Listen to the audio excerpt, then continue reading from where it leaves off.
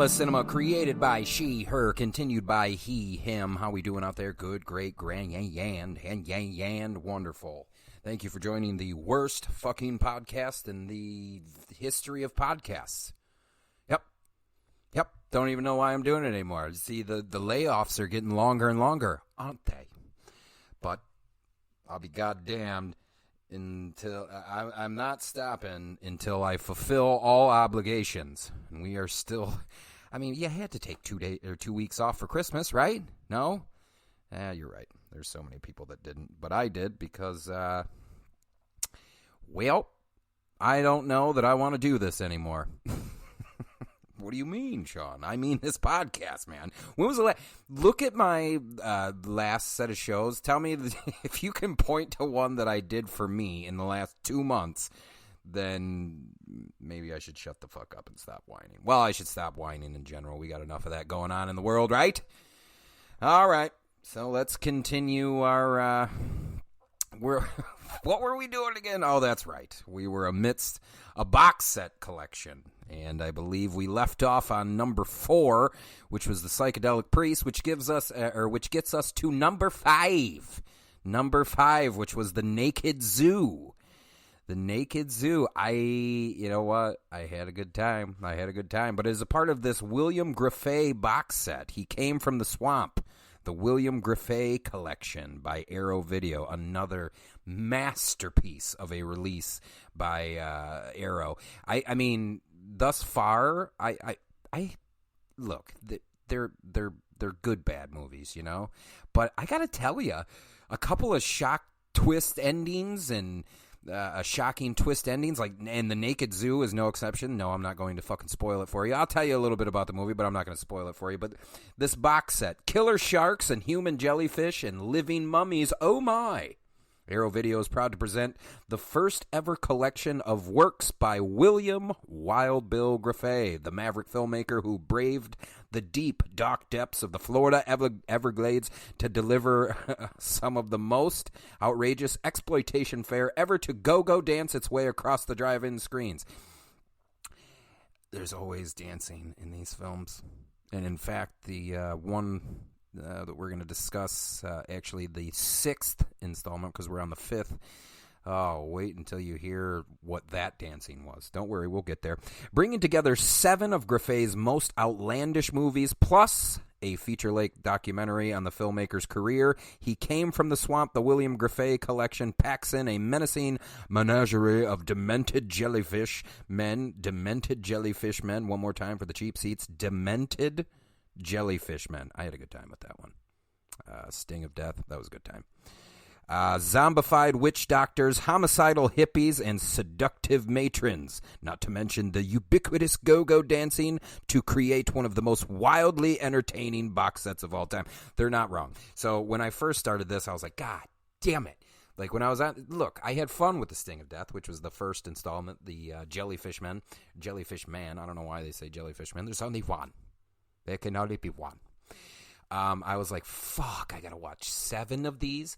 Now, fast forward to 5 of them later, having a great time. This is some good popcorn flicks, I tell you. Good popcorn flicks. So today, The Naked Zoo, where the 1950s Hollywood icon Rita Hayworth finds herself slumming it as Mrs. Golden, a frustrated matron who finds solace away from her wealthy, wheelchair-bound husband in the arms of an aspiring young writer, Terry. But the coupling was doomed from the outset and soon leads to deadly consequences. Indeed it does, but for who? For who? You might have to buy it, or you might have to stream it on Tubi. I believe it's free on Tubi. And if it's not free on Tubi, I believe it's on Prime. Prime of Tubi. I know that I think the 4 previous were all on Tubi. So if you're one of those people, you're not into physical copies, or physical media. I don't know why you're listening to this show. Most of the time, that's what I do. And, I mean, I still buy physical media. I mean, it doesn't need to be some retro throwback flick for me to buy physical media. I think what did I just buy? Fucking Venom 2, the Steelbook. That movie stunk. I still bought it. Well, I bought it because of Tom. I'll buy anything Tom's in. You hear me? I'll buy anything Tom's in.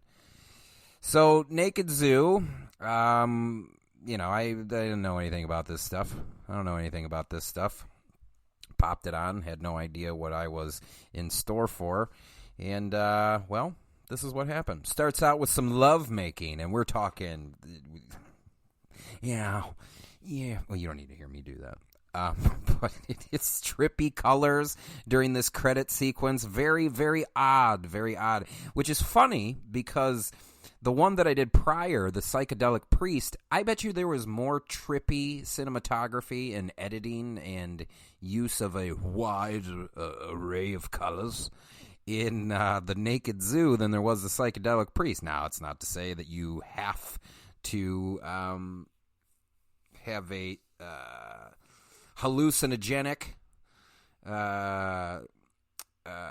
colors and cinematography and editing in a movie called The Psychedelic Priest. However, kind of odd when you get to this one, and it's like, well, wait a minute. And I think it's only the opening credit sequence. But we meet our main character, Terry Shaw, who's played by Stephen Oliver.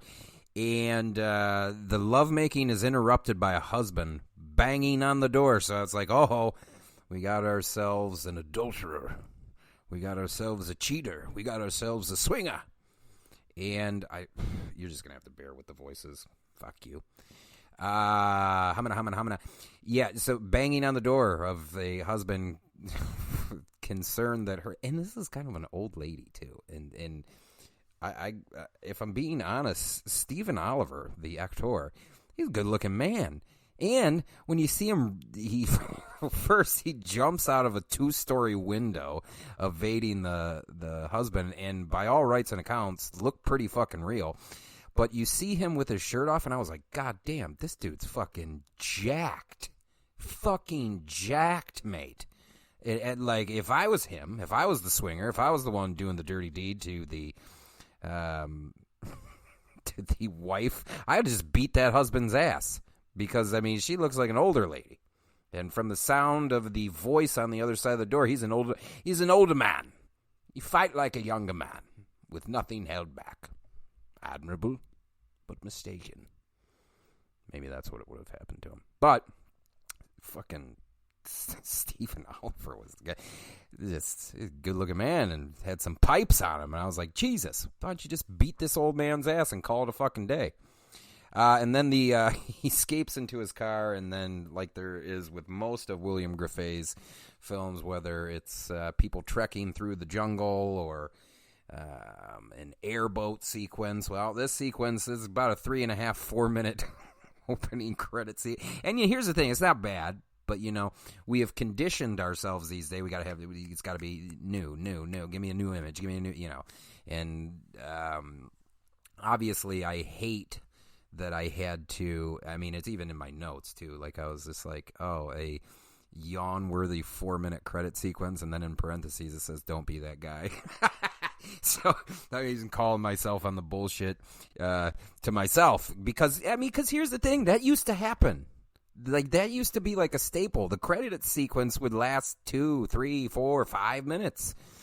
And, but, when you're sitting there, he's in his car, he's evading, and you got, the cool hipster music playing and everything, and the credits are rolling. I just have to recondition myself sometimes to be like, oh, it's okay. It's okay to have a lengthy credit sequence. It's not like sometimes we got these films that open up with, and there's no credits whatsoever. It's just right into the movie. Not that that's bad. It's just, we are just longing for just the quickness across the board with media in general, whether it's new music, do people even read books anymore? Am I the only one left that turns pages? I'm a slow reader, but I do read. But I definitely had that brief moment where I'm like, come on, credits, come on, Jesus. Anyway, Terry arrives back at his swingers pad. Sits down with his scotch at his typewriter. Apparently, he's not shook by the fact that he just got chased away by a pissed-off husband. And wouldn't you know it, around the corner comes a topless woman. So, man, Terry just keeps it going. I don't know if she's a live-in gal, but now we have seen two women who are quite attractive to Terry in a span of about 10 minutes. And I believe he just shoos her away. But what was funny is she comes back clothed, right? She was naked to start. She was topless. She wasn't full-on naked. This movie was fucking... What year did this movie come out? 1970? Yeah, so she wasn't... There was no full-on bush there, but... she comes back in the room clothed, and apparently now he can't concentrate at his typewriter anymore. As aforementioned, he is a writer, right? And he can't concentrate anymore. But what I found funny that I wanted to tell my audience is something that I've never seen before and I have never done on my own.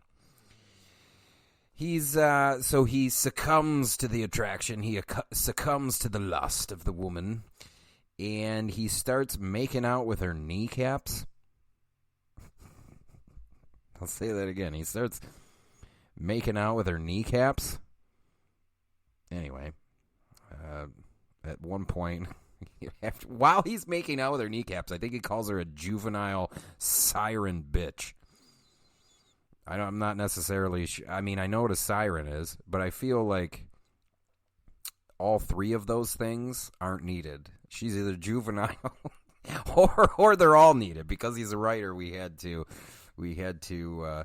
slog it down with somebody. Juvenile siren bitch. I was like, man, I'm going to have to start saying that shit. Hey, stop. You're being a real juvenile siren bitch right now. I don't know if you know that, but you are. Anyway, he says, you're a juvenile bitch siren and you just killed the poet in me. Want to get high? Yeah, that is how it happens. You're a juvenile siren bitch, you want to get high, and she's like, always. Promptly pulls a joint from her panties. And this leads to another love-making scene. Terry, I don't even know if, and this is going to be kind of vulgar, I don't even know if his dick was dry from the last woman he was in, and he's already putting it in someone else. Unless there was a time shift. You can never tell with WIlliam Grefe films how much time has passed in between scenes. Like, I mean, Sting of Death, and, nope, we don't want to talk about the one that's coming next. But there's the films that came prior, there's just, was there, like, has 2 weeks passed? Has 8 hours passed? What's happening here? So... another love-making scene. What happens after that? I think Terry has a fight with his publisher, tries to get the money he's owed, gets nowhere. And then another woman looks on as he talks with his publisher, and he kicks her off. And this is a completely different girl. And she leaves, and then immediately... he starts trashing his own apartment because Terry's kind of a child. So he finds out that, his publisher or his agent has given him the runaround about his money, and he trashes his own apartment because that's something that a grown man does. I don't care how rich you are. What the fuck are you trashing your own apartment for, you idiot? Just seems silly. I just thought it was so funny because it's like a bad trashing, dude. It's like you have to replace a lot of goods. I bet you he did $1,000 in the 70s. I bet you he did $1,000 worth of damage, which $1,000 in 1970s, like inflation, about $2.5 million. What did it do? How about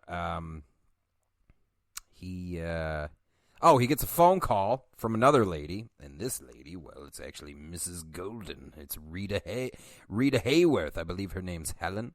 You look like a Helen. Anyway, she begs Terry to come on over, so he speeds over to another one. Keep in mind, I believe this is in the same day. He's going to be with another. I don't even know. Fuck confidence. I don't think I have it in me to make sex to 3 different women in a span of 3 hours. I don't think I have it in me, or 5 hours, or the same day. I don't think I have it in me. It's I think that'd be too emotional for me. Because wait, I mean, it's different for each, right? You can't. There's no way you're. Well, it is the 70s. Men didn't give a fuck about if a woman came or not, right? Just as long as he gets his. Where are we trending? We're not trending to a good place right now. So he gets there, and it's Helen. You look like a Helen. Mrs. Golden, played by Rita Hayworth, and I mean, right out the jump, they're schmoozing on each other, which is weird. Steven is a good-looking man. Or, I'm sorry, Terry is a good-looking man. And now he's in the presence of another older woman. An older woman by the name of Rita Hayworth. I think I have one of the bonus features. By the way, every single disc, every single movie is packed to the gills with bonus features in this box set. Every single movie has some. Everything has a commentary with William Grefe and Frank Henenlotter. What was the one that I watched last night? I watched the... Nope, we'll talk about it. We'll talk about it on the next episode.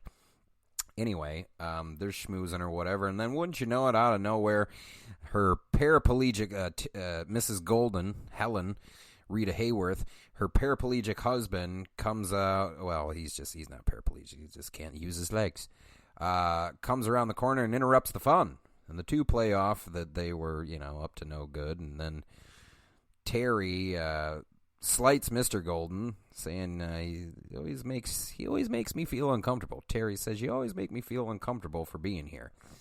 And then apparently, they just pay that no mind because it's the 70s and they're white. And now we're talking about Terry's most recent novels with Mr. Golden.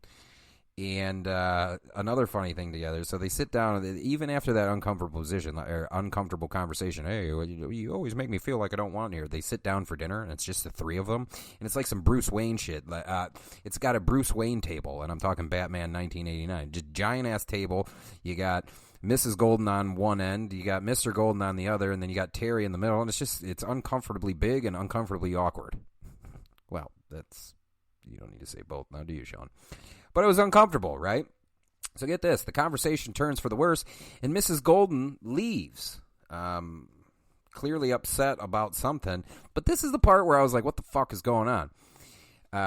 What's with this husband? I don't know if it's because he was wheelchair-bound or what, but Mrs. Golden leaves, and Mr. Golden's like, hey, Terry, why don't you go follow her? And I'm like, what, bro? That's your wife. What the fuck are we doing here? And, of course, Terry does follow her, and wouldn't you know it, they start making out and shit. He follows her outside, and they start making out and shit. It's so weird. Like, I'm going to go after my own wife. Another thing that was kind of interesting about this scene is they have probably a 1.5 to 2 minute conversation that you don't hear music plays over it. Be interested to see why that is. Only because it lasts as long as it does. Like, I can understand, like, a music bed playing over 7 to 12 seconds of them, talking back and forth or whatever, and, showing admiration or love or, concern for what just happened with Mr. Golden, whatever. Like, I get that with the music playing over it. But everything else, I was just kind of like, huh? Once we get to 2 minutes, huh? What are we doing here? What are we doing, Bill? Ballsy on Terry's part, too, because, you gotta think Mr. Golden knows, right? Anyway, now Terry's at this progressive hippie flop house. Sitar music's playing. I don't know if that's a sitar, but whatever. Dum Dum from the, what was the... what was the one that I did? Oh, the Hook generation. Dum Dum is like well, you'll have to see it, but I like the fact that Bill Grefe has a lot of people that are in his other film. Like, I love loyalty. I'm all about that Godfather loyalty, and when you see faces pop up that have been in his previous films, I kind of nerd about that because there's not too many people that do that anymore, like Adam Sandler does. Robert Rodriguez, I know, likes to work with, the same people. Quentin likes to work with the same people. And I don't know. I like that. Even if, like, hey, I don't have a big role for you. We're going to toss you in this little weird fucking quirky role and see how it is. Terry smokes a joint and then collapses and has like a manic episode, which ends with him standing on a chair fucking preaching about wood. And then the chair collapses, which is just hilarious. Like he's talking about the importance of wood, and then the wooden chair collapses. Anyway, Terry sets fire to the flop house after that. No, he doesn't. He doesn't, excuse me, set fire to the entire house and people running out screaming, but he has like a little bonfire in the middle of this fucking flop house. And then what's hilarious is the party goers like join in and start like tossing shit on the fire. We don't know what happened, what becomes of this fire. Like a lot of scenes in Bill's work, it just ends. So, he gives this speech. Apparently, if you smoke a joint, you may have a 5 to 10 minute monologue about the importance of wood, and then you'll just start setting shit on fire. I don't know. That's not my bag. And either that or that's a type of weed that I don't want. Yeah. As the fire rages, he sees this black chick by the name of Nadine, played by Fleurette Carter, smoking hot. And as the fire's raging, they just go into another room and fuck. So now Terry's up to 4 women. If it is the same day. I don't know if it's the same day. If it is the same day. Cut to, we're at the bank now. Terry comes out of the bank, looks at a piece of paper, crumbles it, and throws it in his pocket. Now he shows up at Mrs. Golden, angry, demanding to be let in. Helen tells him... Mrs. Golden, Rita Hayworth, tells him the husband is ill and to go away. But, of course, she lets him in anyway because this is white people shit. He holds out what we assume is the paper from the bank and asks Helen to explain herself, and she deflects, tells him that he's being crude. He says she knows damn well why he's there, and it's a very muddled portion of the story, but I can't make heads or tails if he was supposed to get paid or by the Goldens or if they flat out robbed him. It's kind of unclear. Yeah, Terry says one of my insecurities is being robbed or trying to be blackmailed by someone. And then before you know it, the two are making out. And, yes, Mrs. Golden and Terry are making out, but this time they're caught in the act by Mr. Golden. Mr. Golden catches him in his wheelchair, and he wastes no time. He pulls a gun, so Mr. Golden in the wheelchair just pulls a gun, and I just started blasting. Like that Danny DeVito meme. And so I saw da-da-da, and I started blasting. That's literally what Mr. Golden does, and rightfully so. 1, it's the 70s. 2, this is white people shit. 3, he was fucking around with your wife. And you can't, he's in a wheelchair, and you got this strapping young lad of Terry, played by Stephen Oliver. I mean, what are you going to do, fuck with him? No, you just start blasting, bro. And,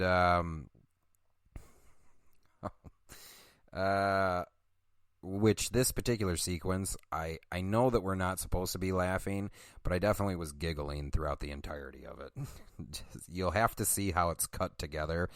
And ultimately, and I don't mind telling you this, spoiler alert, ultimately, Mr. Golden's wheelchair clips a part of the fireplace, which springs him out of his chair, and he hits his head on the corner of the fireplace. You think I'm talking about like close to the ground or something, feet level? No. He springs out of his chair and he fucking drills his head on like a top corner portion of the stone fireplace, and he's dead.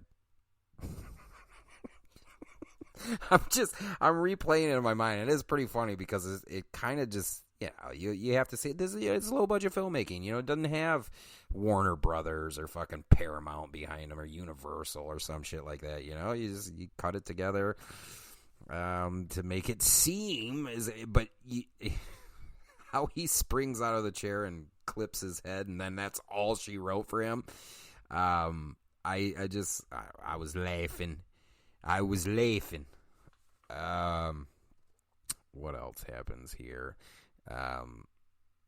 What I found kind of interesting about this is that Mrs. Golden is blaming him for the husband's death, even though when you watch it, like, all Terry was doing was just trying to evade Mr. Golden. By the way, Mr. Golden's name is Harry, so perhaps I should start confusing you guys. So Terry was being chased around by Harry, and Harry clips his wheel and fucking smashes his head in.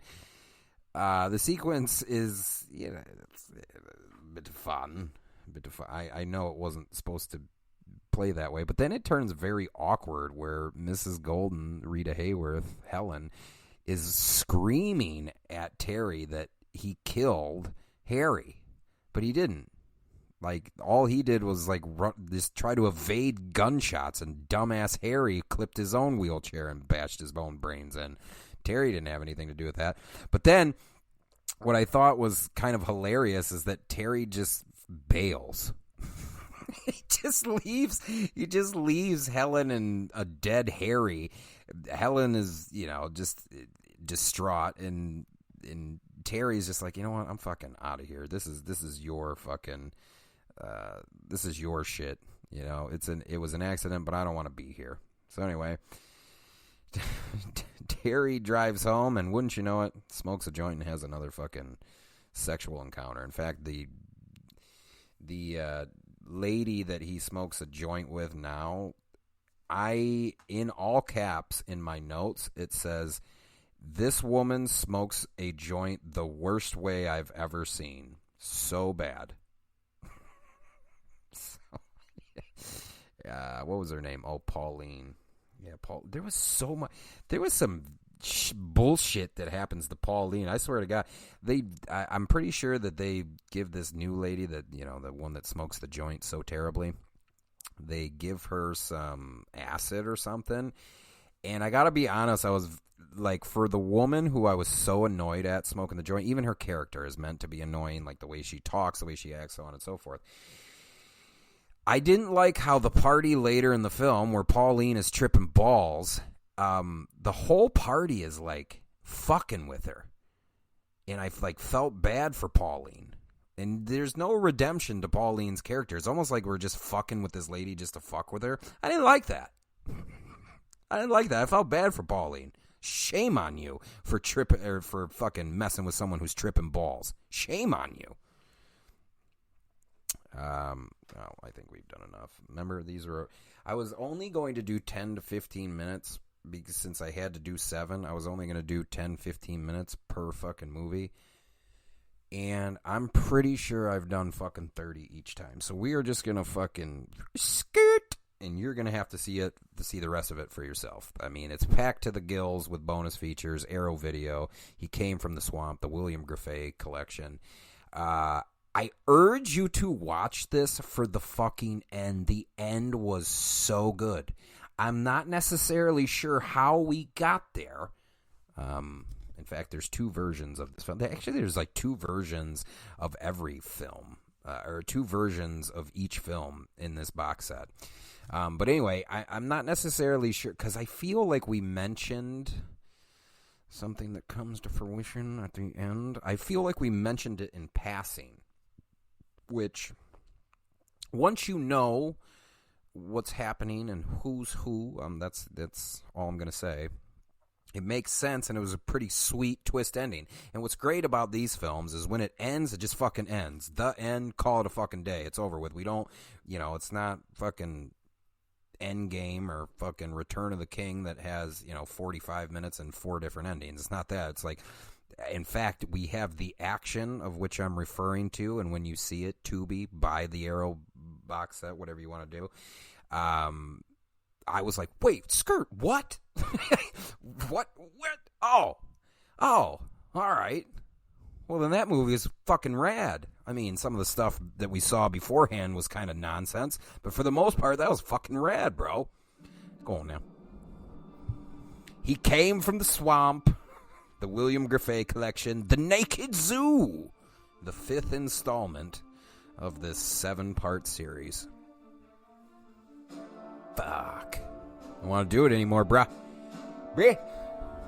I like being on other people's shows. That's my jam. Ellis Cinema. Arrow Video.